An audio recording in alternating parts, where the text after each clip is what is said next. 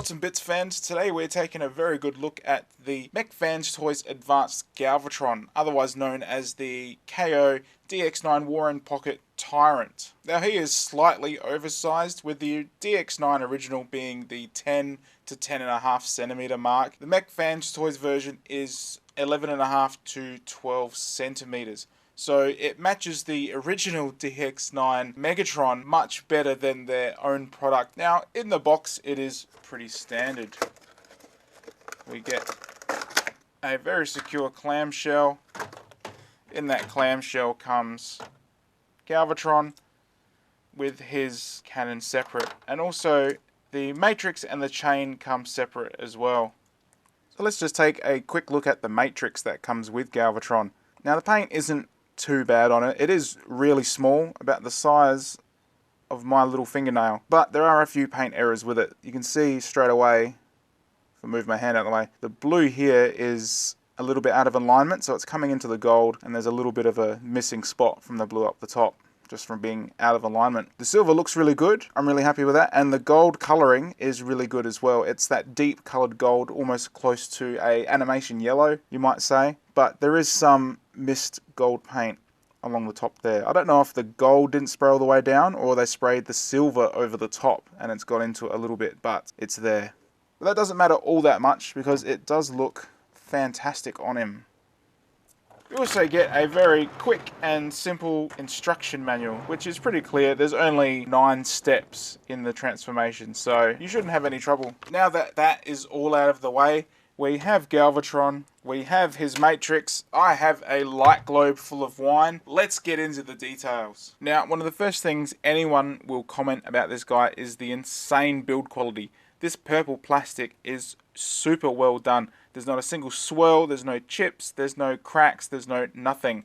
But there are a couple of sprue marks. Unfortunately, I've got one right in the middle of his chest, right in the focal point of him.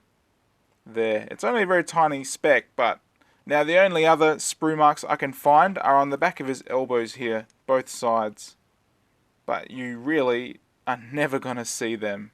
With the silver paint though, it's a little bit hit and miss. More hit than miss. So on his face, that silver is just applied really well. And while we're up close, that red is totally in the lines. Those are very small eyes, and they've managed to do that really well. Same with the red on the chest.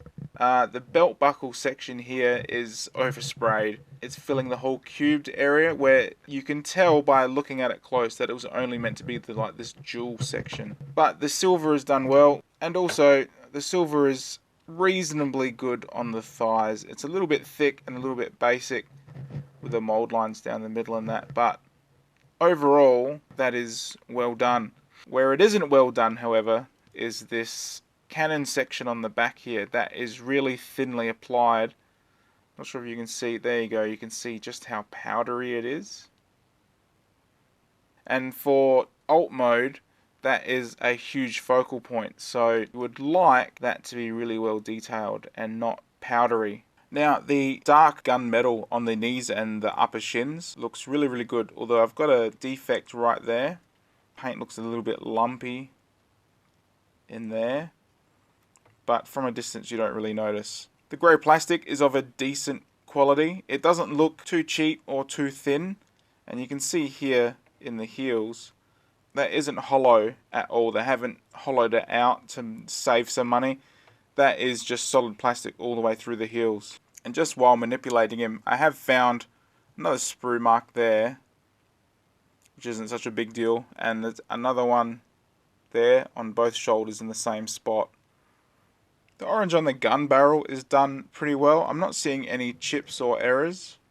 It kind of looks like it could have done with another coat, but I think they've got it to a point where the paint hasn't altered the detail a bit too much. If you look at some of that edging, you can tell that one more coat might have rounded this off a bit too much and just swallowed a bit too much detail. So you'll find that articulation is exactly the same as on Dx9. The Dx9 was a bit limiting, especially in the ankles. And just quickly, while on articulation, I'm just going to give it a quick flop test. Those legs are very strong. The arms are okay. This one's a bit loose, probably because of the weight of the gun. Take that off and see how it goes. Yeah, it's just the gun weight. Impressive. So with the head, we have a full 360 on a mushroom peg. The shoulders are on a ball joint, but it's a restricted ball joint because of this moulding up here. You bring it up to about there and you can rotate it around, but you can't quite get the exact angle that you want. The elbows, as you can see, are also on a ball peg, and these were really stiff when I first got it out of the box, so just be gentle. I don't have any stress marks on my ball socket here, or on the other side, or anywhere really, but I still just wanted to take it easy. So it does rotate all the way around, and like that.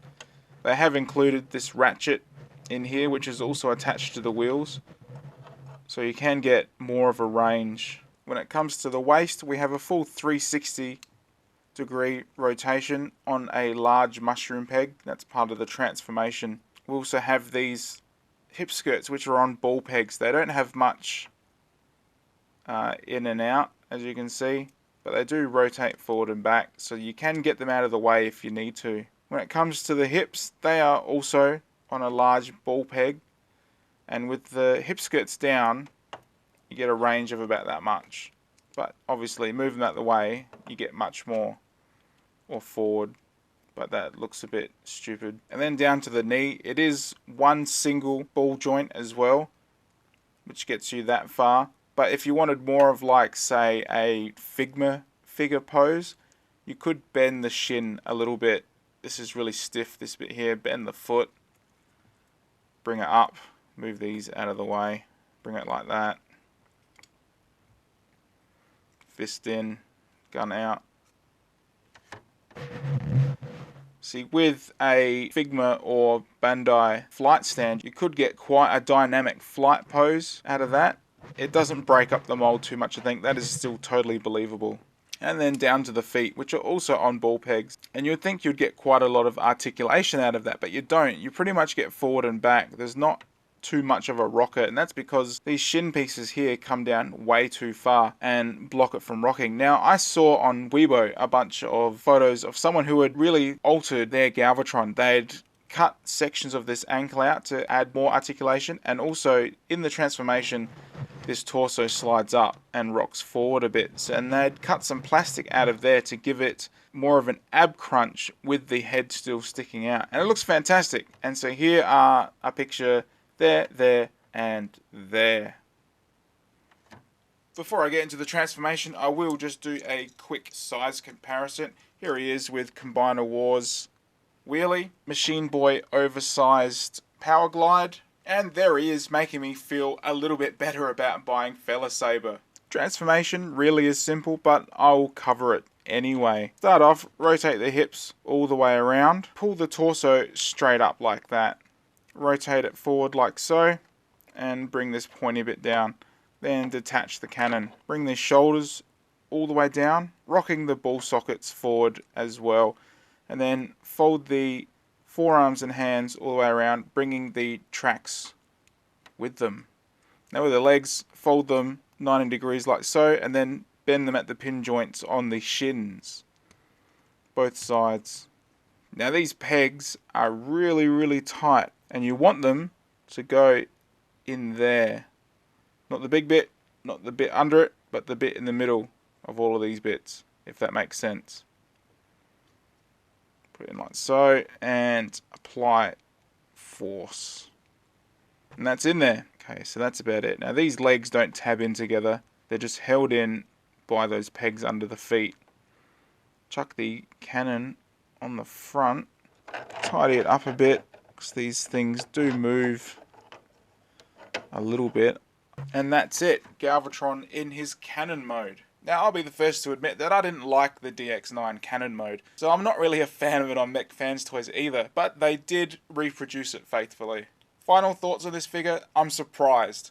The build quality and the presentation for the $20 Australian price tag is just great. I'm really happy with it, and I'm not a guy who collects Legends, Scouts, Voyages, and all of them. I only collect Masterpiece, that's all I care about. But with this guy, I found a perfect use for him on my Feral Rex shelf. I'm sure you'll all agree that this looks absolutely amazing. This sample was provided by Show.Z store on AliExpress and Facebook. Please follow the links that are below there somewhere, and show them some love. Take a look at what they have to offer. They get a lot of these bots really early, and they have some pretty damn good prices as well. As always, if you have any comments, questions, love or corrections, please comment below.